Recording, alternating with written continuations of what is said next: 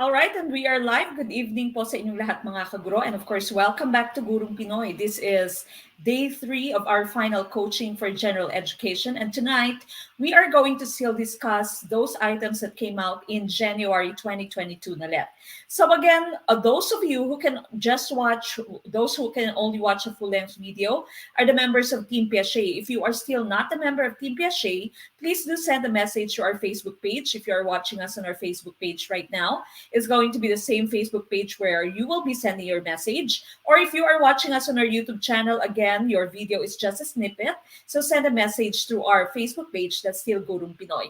If you are a member of Team Piaget, you can answer our quizzes in the morning. You can have the full-length video. You can download my PowerPoint presentation. Of course, you have your free pre-board and free final coaching. Your membership, again, for Team Piaget is valid until September of this year. So again, please send us a message that's Gurong Pinoy on Facebook.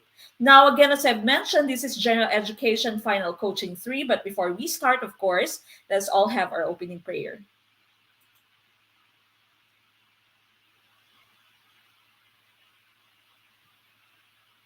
We thank you for this new day, Lord. Help us to embrace all that it may hold for us, to hear the bird song and have new melodies in our hearts, to see the sunrise and create beauty with our hands, to touch the leaves that grow afresh and allow your love to touch our hearts, to smell the fragrance of the flowers and breathe in the wonder of your creation, to dwell on the beauty of our world and study and fathom your miracles, to enjoy the conversations we have and the lessons we go to. May we drink in all the goodness you have for us. Amen.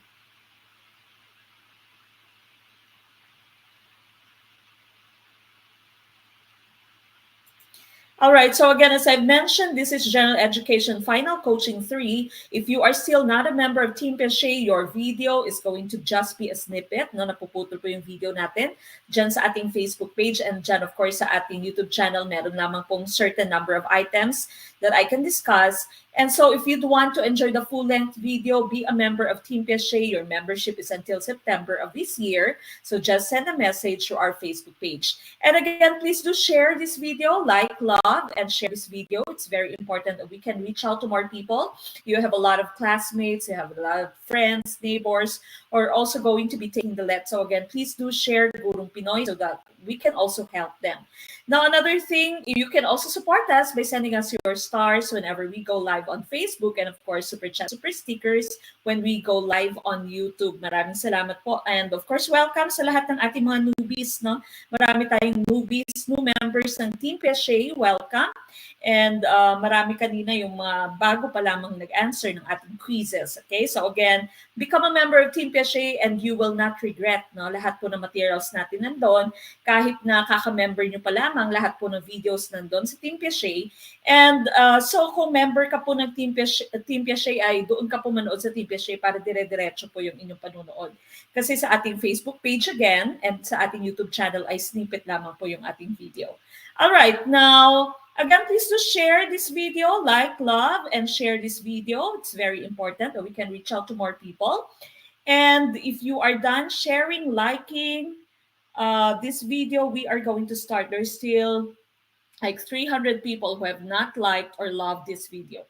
Okay, and again, please make sure that you are sharing our video so that we can help other people. No? So, maging LPTs din sila. And of course, congratulations again. Kino-congratulate natin yung lahat ng mga bago nating LPTs, bagong-bagong LPTs, fresh na fresh. Especially yung mga team thunders natin, no? Yung mga matagal nang sumusubok. And finally ngayon, naging LPT na. So again, go back to Gurong Pinoy. If you have a lot of free time, go back to our YouTube channel. There's so many videos on our YouTube channel, 300 plus videos. So many videos for our live streams, both GenEd, Prof Ed. Meron din tayong separate playlist for Prof Ed. Meron din tayong separate playlist for GenEd. So balikan niyo po yung lahat. Okay? And I'm pretty sure hindi po kayo mahihirapan, no, sa upcoming let ninyo. All right. Again, please do like this video, heart this video. 200 people. Again, if you are liking, loving this video, and sharing this video, you are going to be blessed. Okay, so again, please do like and love this video. We start with question number 1 tonight. Okay, this is Filipino. Ang pinakapayak na anyo ng salita na walang anumang panlapi ay letter A, salitang ugat. Letter B, karaniwang pangalan. Laguhan. Okay, what's your answer? What's your choice for number 1? Again, these are items from January 2022.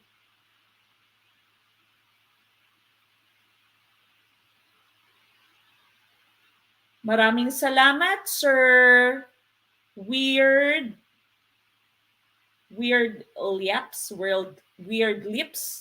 for sending super sticker. Maraming salamat po. Mahirap lang yung pangalan ni Sir, no? Weird Lips. Thank you so much for your super sticker. And of course, sa ating mga star senders, maraming salamat po. Binabalikan po natin yung ating star senders after our live stream, no, on Sunday night. Okay, so tomorrow, Sunday, we are going to have professional education. And of course, babalikan natin, pasasalamatan lahat ng mga star senders and super chatters, super sticker senders. Thank you so much, Sir Weird Lips or Ma'am Weird Lips. Okay, ano kaya yung choice for number 1? This is Filipino. Ang pinakapayak na anyo ng salita na walang anumang panlapi ay, no? Basic na to, no? It's very, very basic. Basic na very pa, no? Napaka-basic ng ating tanong. Siguro, grade 5, grade 4, pwede nang sagutin ito, no? And I see a lot of you are saying letter A is your choice, letter A. And of course, letter A is tumpak. No? That's salitang ugat, yung walang anumang panlapi. Now, we know what panlapi is, no? Ito yung mga affixes natin, yung mga dinudugtong natin sa ating salita. So kung ikaw ay may isang salitang ugat, dinudugtungan mo siya ng mga panlapi, no? Meron kang unlapi, nakikita sa unahan ng salita, meron kang gitlapi na nakikita sa gitna ng salita, meron din namang hulapi na nakikita sa hulihan ng salita. And if you have all three of this, you'd call that laguhan. Okay? So laguhan po yung nagiging term pag merong unlapi, gitlapi, at hulapi.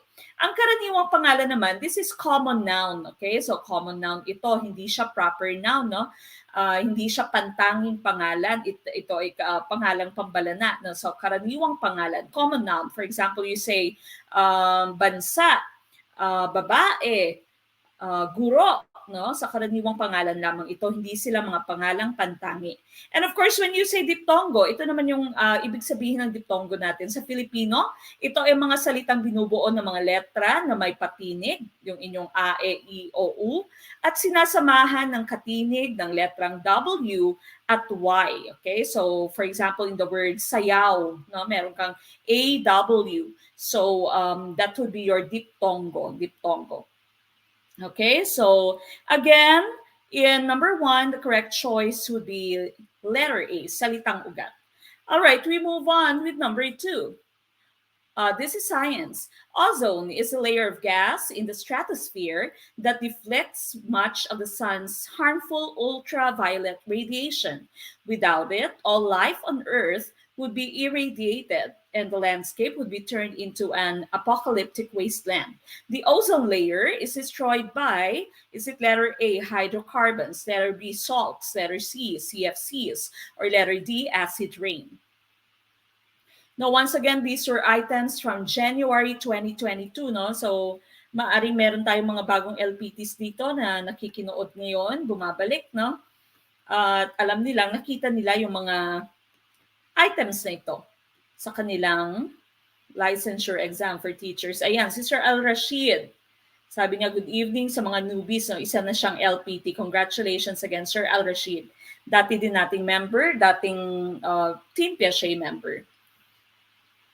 Okay, letter C. I see letter C's. Mga first-timers natin, welcome po. Tuloy. Pasok po, diretso sa kusina at merong naghihintay na lechon. Okay, letter D and letter C. Alin kaya ang tumpak?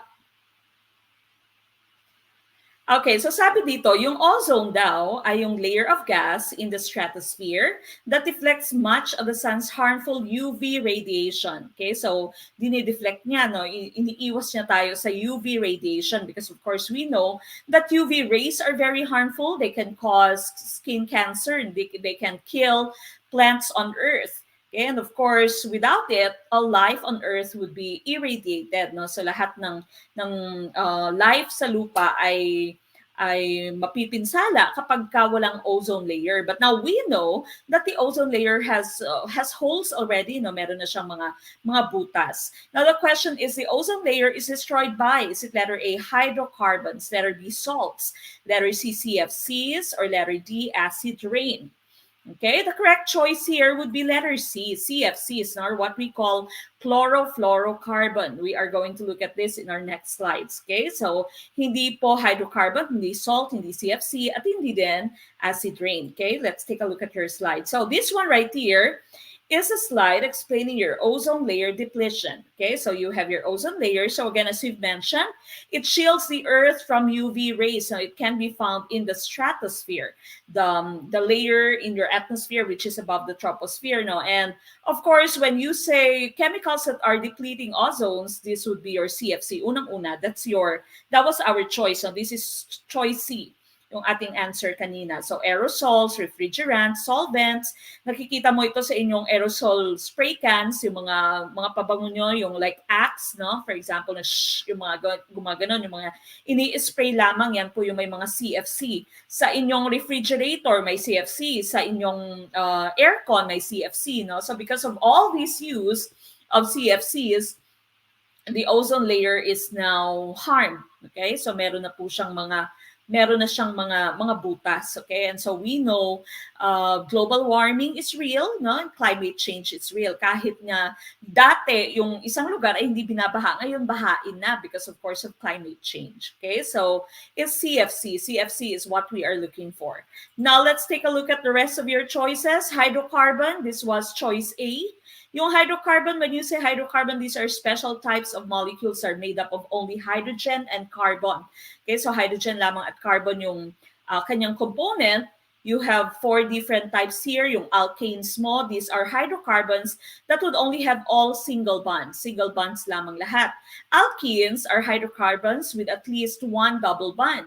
Alkynes are hydrocarbons with at least 1 triple bond. And you have your aromatics. Ito yung mga cyclic na hydrocarbon natin. This is benzene. No? This was a formula that Archimedes has given us. No? So benzene, ito yung isa sa mga example ng aromatics. So again, these are hydrocarbons. Choice A, when you say hydrocarbons, these are compounds that are combination of carbon and hydrogen alone. Okay, now this here is your acid rain. Yung pinaka-component naman or pinaka-cause ng inyong acid rain would be your sulfur dioxide, nitrogen oxide, sulfuric acid, and nitric acid. No? So if these compounds here, all coming from factories, all coming from pollutants, would merge with the water vapor in the clouds, what happens is that they form acids. Okay, so na-form yung sulfuric acid mo, acido na ito, nitric acid, and then finally, when precipitation forms, you all know what precipitation is, no? Any moisture from above, no, from the atmosphere going back to the surface on Earth. Okay, it can be in the form of rain, as your snow, sleet, hail, no? So this would be acidic, kaya siya nagiging acidic because there is a combination of your sulfur dioxide, your nitrogen oxide with water, and so your acids are formed. Okay, so ito yung tinatawag mong acid rain. No? So medyo nakakapinsala din siya sa ating mga plants, nakakapinsala siya sa ating mga crops, nakaka-cause din siya ng rusting. No? Kaya yung ating mga statues ay nagiging green. For example, Statue of Liberty, no? So green na siya, nagiging green yung kulay niya because of acid rain. Okay, so this is acid rain. Choice D. This is not what we are looking for. We were looking for letter C, that's CFCs, chlorofluorocarbons. Okay, so again, CFC po ang ating choice. Now we move on with number 3. The rider fastened his horse blank well. Is it letter A, rain, letter B, rhyme, letter C, rain, letter D, rain? Okay, so which one is rain? Kapangalan din ng aming daughter, no, si Baby Rain. Okay, what is your choice for number 3? Again, please do like and share this video. Mag-like po at mag-share ng ating video. We still have around 200 people not liking, loving this video, and of course, paki-share po ng ating video. Okay, again, we are discussing items from January 2022 na licensure exam for teachers. For those of you who came in late, no, habol lamang po. We're still at number 3. And again, if you are a member of Team Piaget, mababalikan mo later yung full-length video. If you are not in Team Piaget, then your video is going to be a shorter version. Okay, so again, magpa-member po kayo sa Team Piaget. Just send a message to our Facebook page, that's Gurong Pinoy. Ayon, iyan, testimony ni Sir Al-Rashid, no? As I've mentioned, kaka-LPT pa lamang ni Sir, ayan, sabi niya, ay, lumabas yan sa LET last January. Okay, so again, these are items coming from January LET. Okay, letter D. A lot of you are saying letter D. Meron din namang letter C. Okay. So again, we are talking about the rider here. The rider fastened his horse blank well. And the correct choice would be letter D, rain. Okay, so rain, this rain. All right, so here are our comparisons. Now, rain, of course, you know what rain is. Letter A, that's ulan. Rain is the rule. Okay, so for example, you say the reigning queen of the United Kingdom is the reigning queen of the United Kingdom is Queen Elizabeth II. No? So yung kanyang pamumuno, yung kanyang rule. Okay, that's reign. And reign here, letter D, that's the tiny strap, no, the thin strap that you hold when you are riding a horse. Okay, so here it says the rider fastened his horse. Rein, letter D should be your choice. Okay, so letter D po ang inyong tumpak na choice. Now, what about rind? When you say rind, letter B, this is the tough outer skin of certain fruit. Yung balat ng certain fruits natin, especially yung citrus fruits nyo, oranges, pomelo, pongkan, yung ano ba yung kabugaw, no? Yung kabugaw sa amin, yung kalamansi, no? So yung tough outer skin niya, yung pinaka-skin niya, yung tinatawag na rind. Okay, but again, we are looking for letter D, rain as in R-E-I-N. Okay, so that's your choice. Number 3 is D. We move on with number 4. The following are homologous organs except letter A, human arm, letter B, bat's wing, letter C, seal's flipper, or letter D, baby feet. Pomelo, yun pala yung kabugaw, pomelo, tama. Lemon, yan. Tama yan, Sir Elviso Lumahog. No? Isa din siyang citrus. Lemon nyo, lemonsito, yung kahil, yung kabugaw, no? Yung kalamansi, kiat-kiat, pongkan, no? Sa lahat ng yan ay may rind. Okay, number 4. Number 4, this is science. The following are homologous organs except letter A, human arm, letter B, bat's wing, letter C, seal's flipper, or letter D, baby feet. Okay, so again, we are looking for the exception. Okay, what is your exception? Samot-sari ang inyong sagot, no? Sino kaya yung ligwak? Sino kaya yung tumpak? May B, C, and D. Although karamihang choice ninyo ay letter D, ang iba letter C, letter B. Tingnan natin kung sino ang tumpak. Duhat yon sa ibang lugar na duhat pala yung kabugaw. Okay, number 4. The following are homologous organs except letter A, human arm, letter B, bat's wing, letter C, seal's flipper, or letter D, baby feet. The correct choice here is letter D, that's baby feet, no? Baby feet. Ano bang ibig sabihin pag sinabi mong homologous organs? Now, when you say homologous organs or homologous structure, these are structures that are derived from a common evolutionary ancestor. So below are some common examples. No? Human arm, isa siya sa mga choices natin. Dog's limbs, your horse limbs. Bat's wing, isa din siya sa ating choices. Yung inyong bird's wing and your seal's flipper. Okay, so bakit sinabi na homologous structures sila? So again, parehas po yung kanilang pinagmulan. Paano nalaman na parehas yung kanilang pinagmulan? Because if you try to examine their their structure, no? If you look at the structure closely, pare-parehas yung bone structure nila. So may scapula. Your scapula is your shoulder bone, yung parang triangle na bone mo dito. You have the humerus, which is the arm bone. Then you have radius and ulna, the two bones in your lower arm, no? Dito sa lower arm mo, that's your radius and ulna. Then, of course, you have the carpals, metacarpals, and phalanges. These are the bones in your hands. Okay? So, pare-parehas yung bone structure nila. Maaaring iba-iba yung naging function ng inyong homologous structures. For example, bats, bat wings and bird wings are homologous as forelimbs but evolved flight adaptation separately. Again, so yung human arm mo, your dog limbs, horse limbs, bat wing, your bird wing, and your seal's flipper, pare-parehas yung kanilang bone structure, although maaaring iba yung kanilang maging function, no? Dahil nga nag-diverge na sila, ibang klaseng organisms na kung saan mo sila makikita. But still, if you try to look at their ancestors, their evolutionary ancestry very closely, parehas po yung kanilang pinagmulan. And so we call this homologous structures.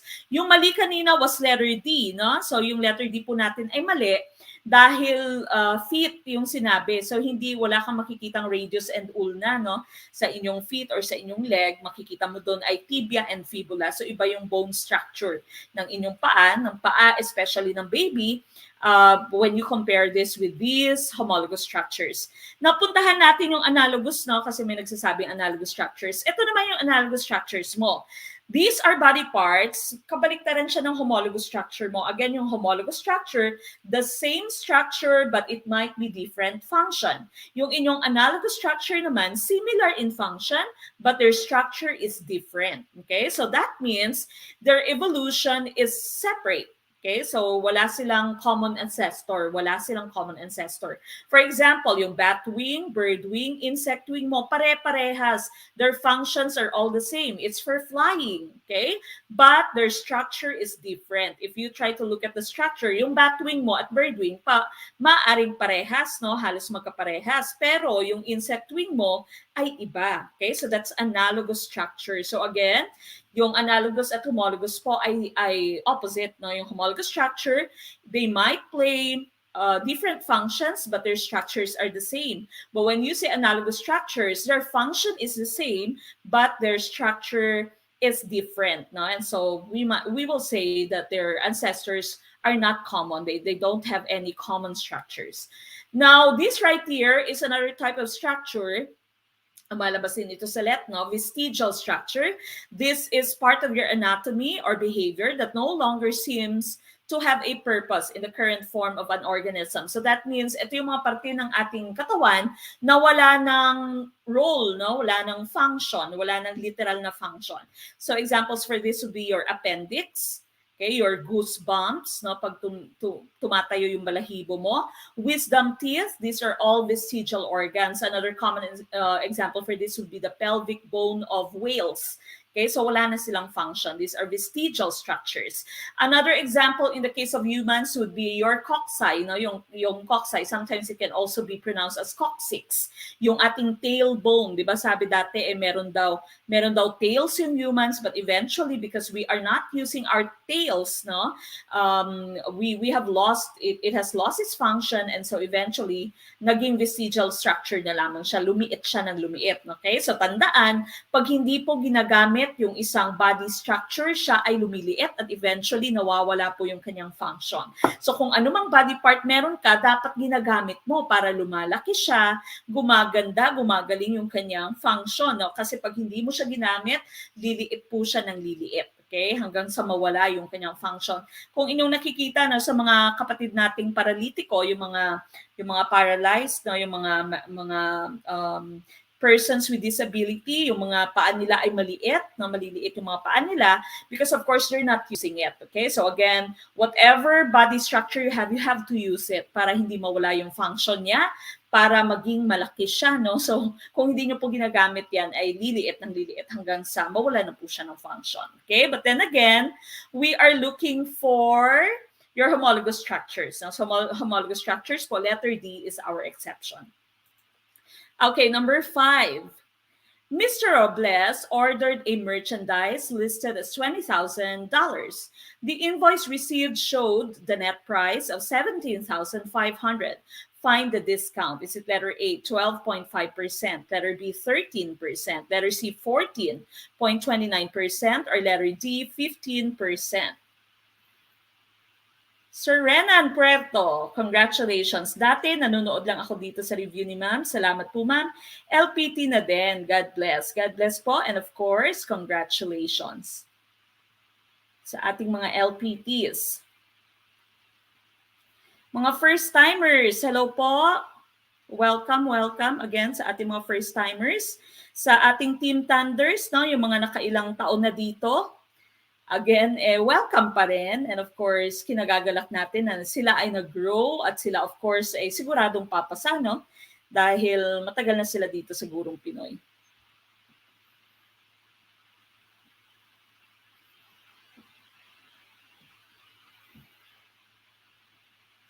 First-timer again. Hello po sa ating mga first-timers. Okay, please like and love this video, share this video. We still have 100 people not liking, loving this video. Please do share our video. Okay, number 5, I see a lot of A's. First time from Cebu, Ma'am Kana. Good evening po.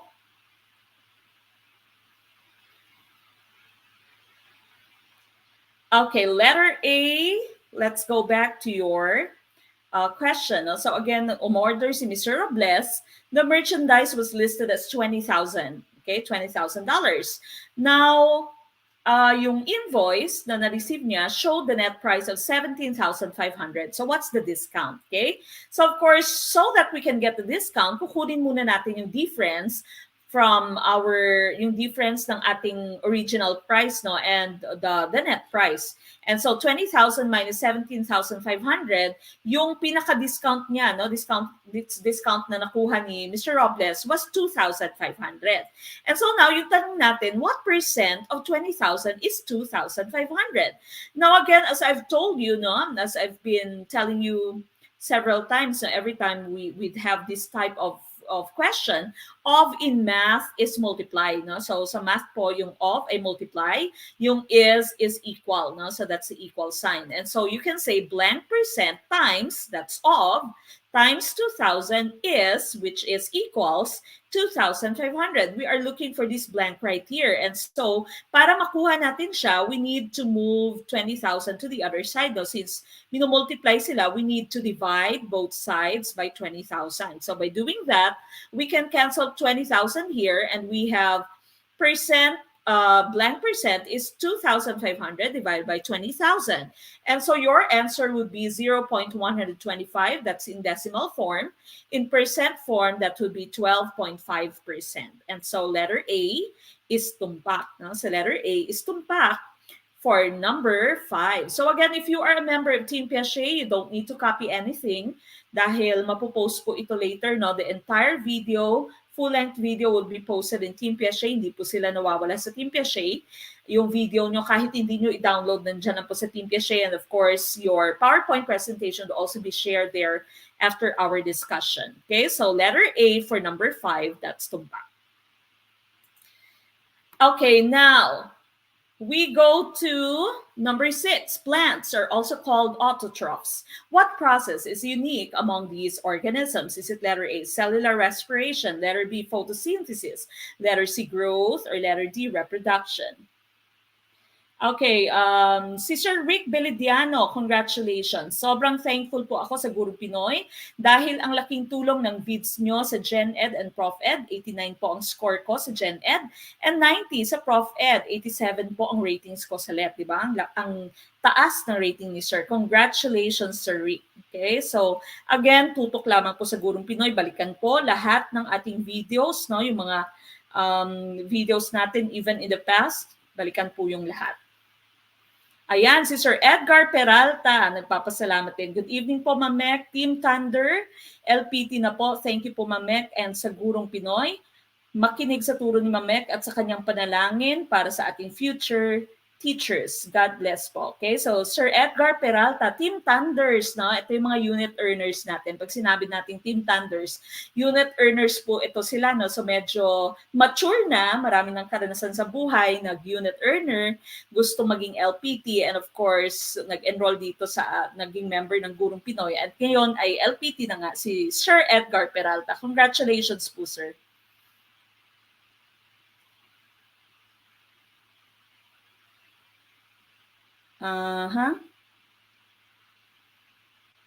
Ito si Facebook user, hindi ko po nakikita yung pangalan nyo. Good eve po. Thanks po Coach Mex sa mga review materials, presentation from TPSA. Worth it po ang aking membership even if I used it in just 1 week before the exam last January. So Facebook user, LPT na din. Congratulations po. Okay, especially kung ang inyong problema ay Prof Ed, no? Dito kayo pumutok dahil of course, iniisa-isa natin hinihimay-himay natin yung Prof Ed. So kadalasang nagiging comment yung pasasalamat ng ating LPTs, mataas yung kanilang Prof Ed. And of course, we know your Prof Ed is a higher percentage, especially pagka, for example, BEd ka, wala kang major, 60% yung Prof Ed, 40% yung GenEd. So, nahahatak talaga yung Prof Ed nyo. Nung Prof Ed yung left nyo na rating. Okay, so number 6. How to join again? Mag-send lamang po ng message sa ating Facebook page kung saan po kayo nanonood ngayon. Mag-send lang po kayo ng message later. All right, plants are also called autotrophs. What process is unique among these organisms? Letter A, cellular respiration. Letter B, photosynthesis. Letter C, growth. Or letter D, reproduction.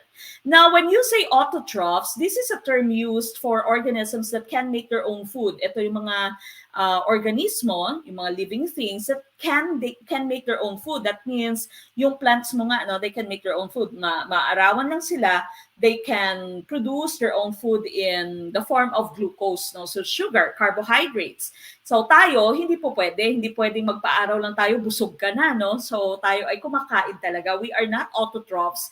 We are considered heterotrophs. Now, when you say hetero, that means many yung sources natin, yung food natin. We can get the different sources of food from our environment. So unang-unang kinakain natin plants, yung fruits and vegetables mo, yung root crops mo, your rice, no? So these are still part of plants, and of course po pwede din nating kainin yung mga animals, no? Like your poultry, your swine, no? Yung mga pig mo, pork, yung beef, no? So these are our sources. So again, we cannot make our own food. We are called heterotrophs.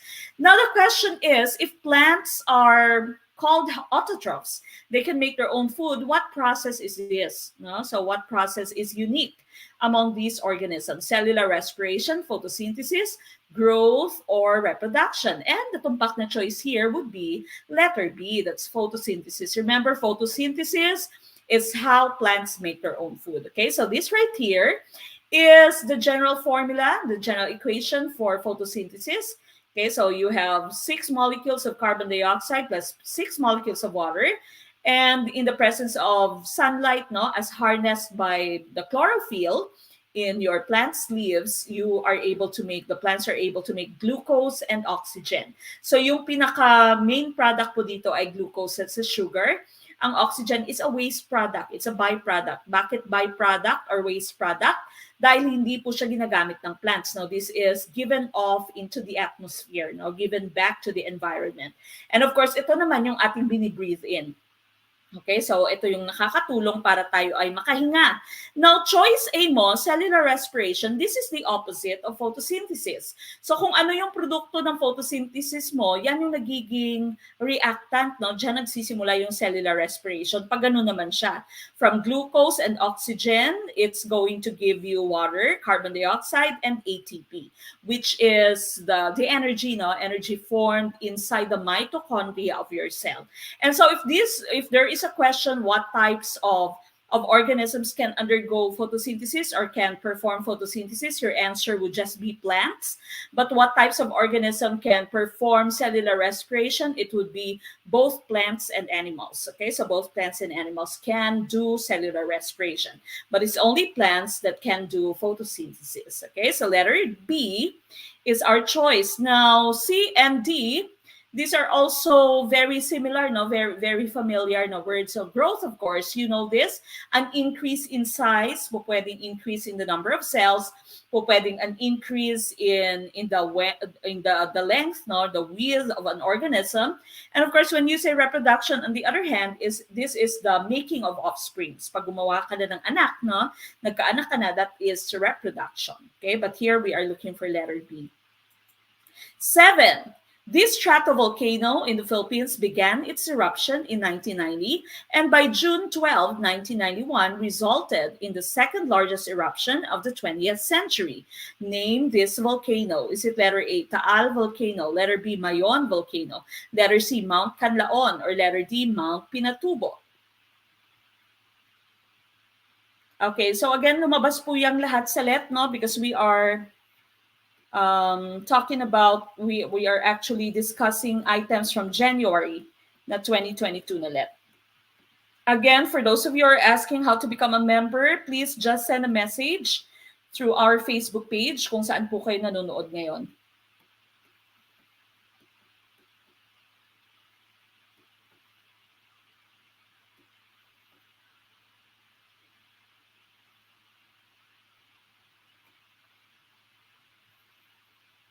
Okay, what's your answer for number 7?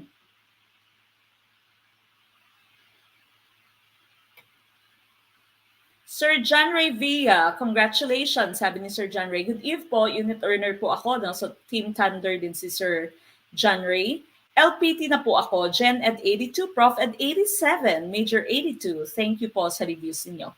So again, yung mga palaging comment sa atin ay matataas, no, yung kanilang Prof Ed. Congratulations po, sir. Okay, what's your choice? Number 7, ICDs. Okay, letter D. Going back to your question here, this is a stratovolcano in the Philippines that began its eruption in 1990. By June 1991, it resulted in the second largest eruption of the 20th century. And the choice here, of course, is Mount Pinatubo. Okay, so this is Mount Pinatubo. Taal na very recent lang yung sa Taal, Mayon Volcano, although meron siya mga activities, no, from here and then, but of course, hindi siya naging second largest eruption of the 20th century. Mount Canlaon, which is found in Negros, hindi pa naman siya pumuputok, no? And so, Mount Pinatubo is what we are looking for. Letter D is tumpak for number 7. Number 8, Dr. Jose Rizal, ayan na yung inyong idol, yung paborito ng let nung January na 2022, bumalik si Rizal na buhay. Dr. Jose Rizal was known to be a prolific writer and poet. What was the first poem he dedicated to his mother? Is it letter A, Mi Ultimo Adios? Letter B, Sa Aking Mga Kababata? Letter C, Mi Primera Inspirasyon? Or letter D, Ala Juventod Filipina? Okay, what's your choice for number 8?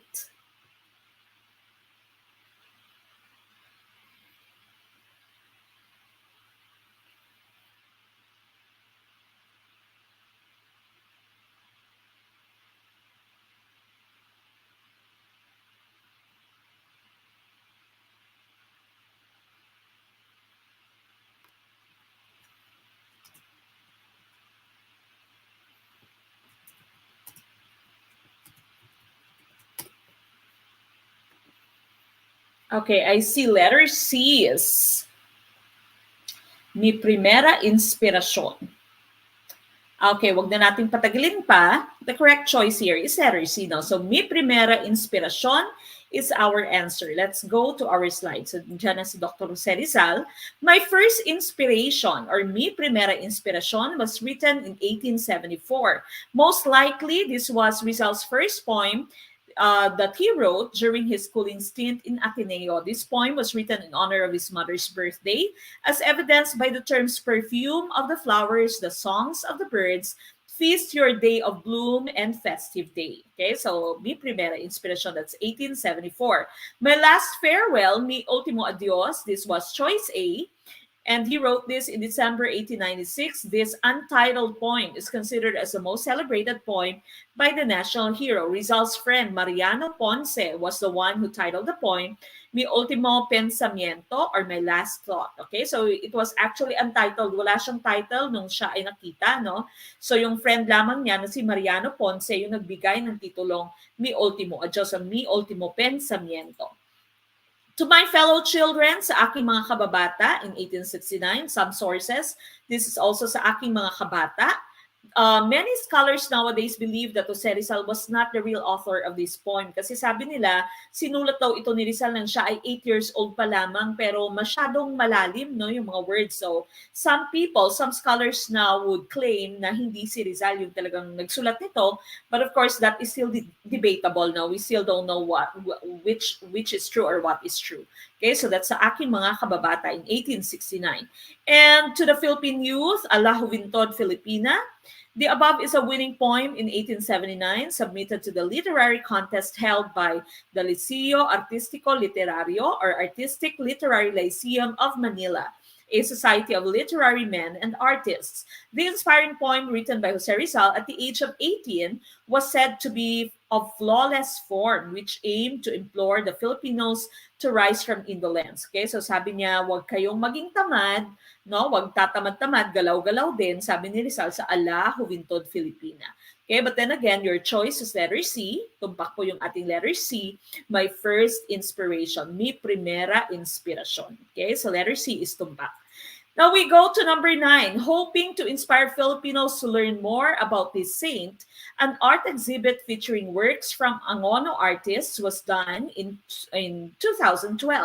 Who was this saint who died a martyr in Guam? Is it letter A, San Lorenzo Ruiz? Letter B, San Pedro Calungsod? Letter C, Santa Marian Camalen? Or letter D, San Jose Maria de Manila?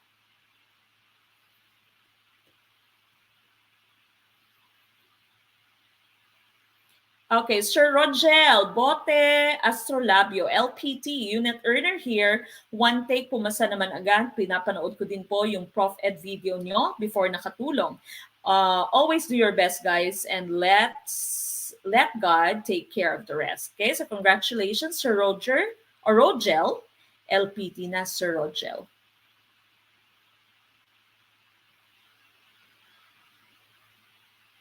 Okay, what's your choice for number 9? So again, lumabas po itong mga items na ito sa ating Let January 2022. Okay, so sabi dito, hoping to inspire Filipinos to learn more about this saint, an art exhibit featuring works from Angono artist was done in 2012. Who was this saint who died a martyr in Guam? Okay, San Lorenzo Ruiz, letter B, San Pedro Calungsod, letter C, Santa Marian Camalen, or letter D, San Jose Maria de Manila. And the correct choice here is letter B, no, the San Pedro Calungsod. Okay, so letter B, San Pedro Calungsod is tumpak. Let's take a look at our slide. Okay, so Pedro Calungsod, Spanish Pedro Calungsod, or archaically Pedro Calunsor, from mid-1650s to April 2, 1672, also known as Peter Calungsod or Pedro Calunsor, was a Catholic Filipino migrant, sacristan, and missionary catechist who, along with the Spanish Jesuit missionary Diego Luis de San Vitores, suffered religious persecution and martyrdom in Guam for their missionary work in 1672, no? So napakatagal na pala, 1672 pa nangyari yung pagiging martir ni San Pedro Calungsod. He is the second Filipino saint, no? So lumalabas din ito sa let, sino yung second Filipino saint? So your answer would be San Pedro Calungsod. Beyond the church, the main shrine of San Lorenzo Ruiz naman, he was born in Binondo, Manila on 28 November 1594 to a Chinese father and a Filipino mother who were both Catholic. His father taught him Chinese while his mother taught him Tagalog. So he was the first Filipino saint naman. So again, San Lorenzo Ruiz is hailed to be the first Filipino saint. The second was San Pedro Calungsod. Santa Marian Camalen, also known as Our Lady of Camarin, and informally known as Dulce Nombre, or sweet name, is a title of the Blessed Virgin Mary associated with a carved Molave wood and ivory image venerated by the Roman Catholic faithful in Guam as their patroness. Okay, so patron naman siya, no? Patroness siya ng Guam, si Santa Marian Camalen. And lastly, your choice D, this is Blessed Jose Maria de Manila. He was a Spanish Filipino Roman Catholic blessed and was a priest of the Order of Friars Minor Capuchin. He was martyred in the early phase of the Spanish Civil War and is the third Filipino to have been declared blessed by the Roman Catholic Church. So, ibig sabihin si Blessed Jose Maria de Manila, hindi pa po siya na-declare, no? Hindi pa siya ganap na santo, blessed pa lamang siya. So, isa siya sa mga nakalinyang magiging santo na galing sa Pilipinas. But then again, the first Filipino saint was San Lorenzo Ruiz. The second was San Pedro Calungsod, and he is our choice for this question. No? Ang question mo kasi, he died a martyr in Guam. And of course, that's San Pedro Calungsod. Okay, so San Pedro Calungsod is the choice, letter B. Now we move on with number 10. Many countries are involved in territorial disputes with China. Which among the following is an exception? Is it letter A, India, letter B, Bangladesh, letter C, Vietnam, or letter D, Malaysia? Once again, if you are watching us on our Facebook or on our YouTube channel, your video is a snippet. Napuputol po yung inyong video. So again, please go back, become a member of our Team Piaget, send a message to our Facebook page para po kayo ay makapanood ng full-length video natin, maka-answer kayo ng quizzes, and of course, you can download my PowerPoint presentation. Si Ma'am Miming, Assalamualaikum and good evening po, Gurong Pinoy, especially Ma'am Mek. LPT na po ako with your help. Thank you so much po. Congratulations, Ma'am Miming. LPT na. Okay, what is your choice for question number 10?